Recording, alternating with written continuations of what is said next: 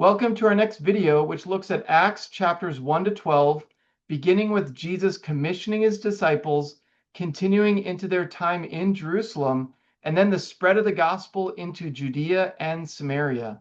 This is part of a Bible reading plan with Anthem Church, and today's video comes from a discussion I led a few years ago, which is edited to give you the essential background information to better understand these significant chapters.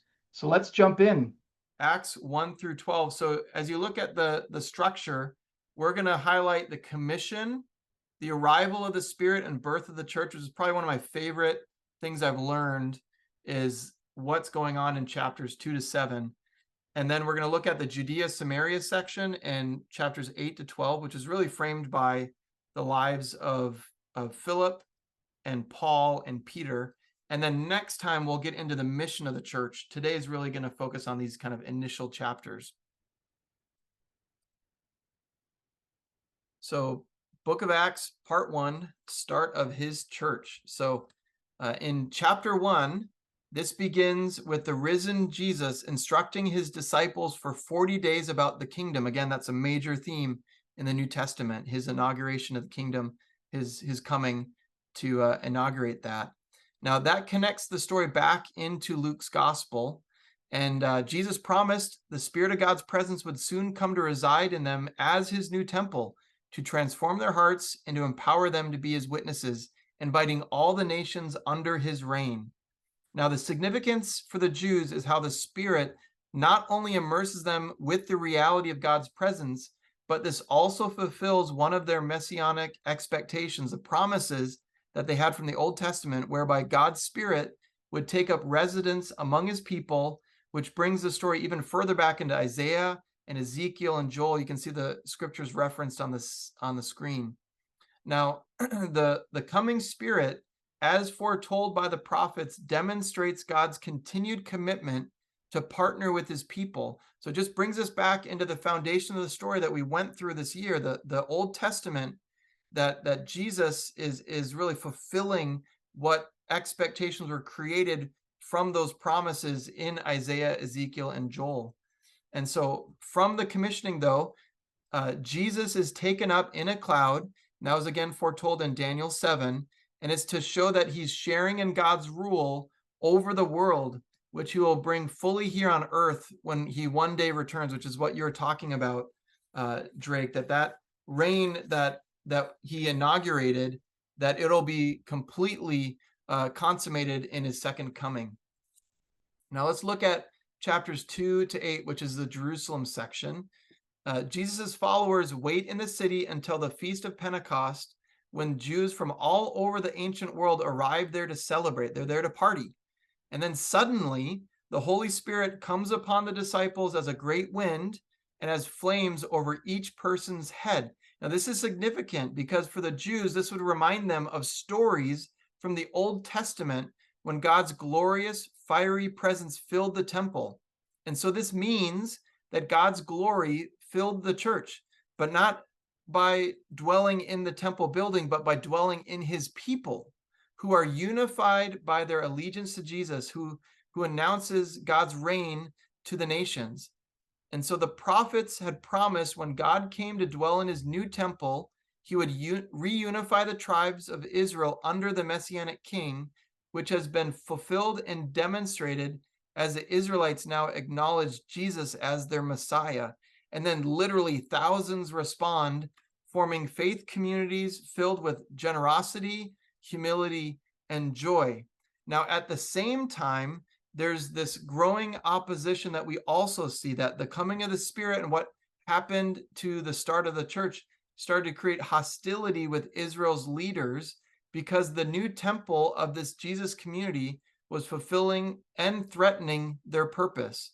And so Luke is going to dig into this conflict, and he's going to do it by presenting contrasting events between the old and the new temples through his symmetrical design in chapters 3 to 5. You can see that on the screen. You can see the beginning in Acts 2:46. You'll see a mention of the disciples gathering daily in the temple courts and house to house. Well, you see it again to frame the bookend in Acts 5:42.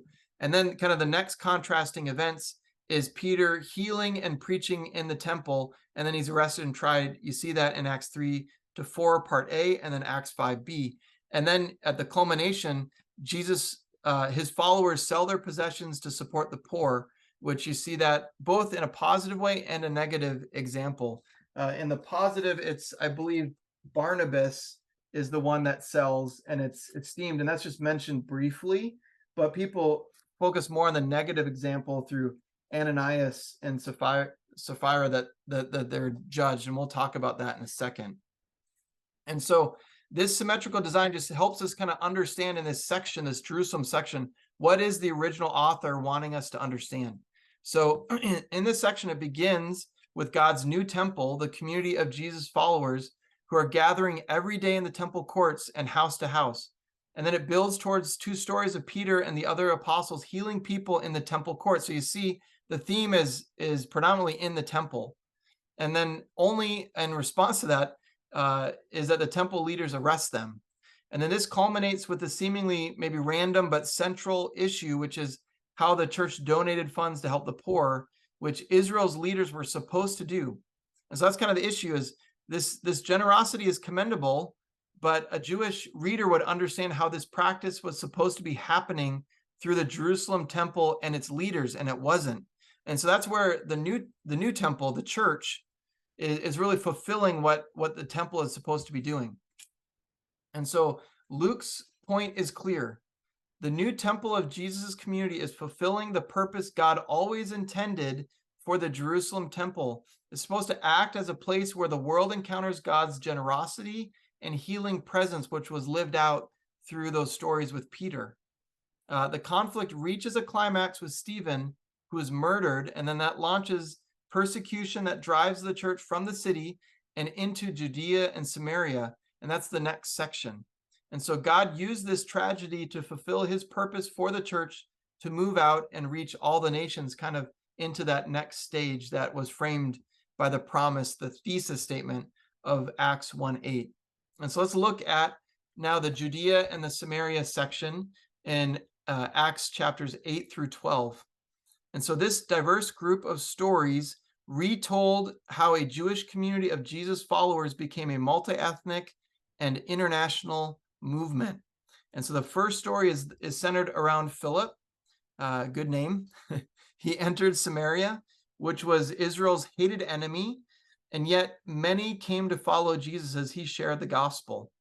And then we start to hear about Saul, who later became Paul, who persecuted the Christians. He met the risen Jesus and became a passionate advocate for Jesus. And again, you see just in that story how Jesus is a central figure, because Saul wasn't persecuting the Christians, he was persecuting Jesus. And then finally, we see this significant story from Peter, who saw the Spirit powerfully come upon the Gentiles, just as it happened for the Jewish disciples in Jerusalem. Now, it's from these stories that it's kind of building upon the tension that was created by the tale of the 2 temples in chapters 2 to 8, and now they're responding and moving out, sharing the gospel, furthering the movement. And then we see here in chapter 12 the introduction of what's going to be kind of the new base camp. And so all of this led to the founding of the first large multi-ethnic church in Antioch, which was the largest, most cosmopolitan city in that part of the Roman Empire. And Luke tells us that Barnabas, his name means encourager, he came alongside Paul. He's a Jewish leader from the Jerusalem church. And he went to Antioch with Paul to help establish this new multi-ethnic church plant, where Jesus' followers were first called Christians here. Christian just means little Christ, so they're identified with Jesus.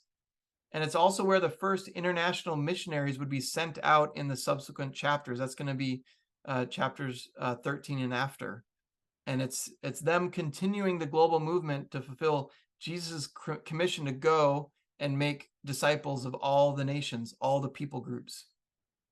And so as we look at these first 12 chapters, the book of Acts is more than a historical account of the early church.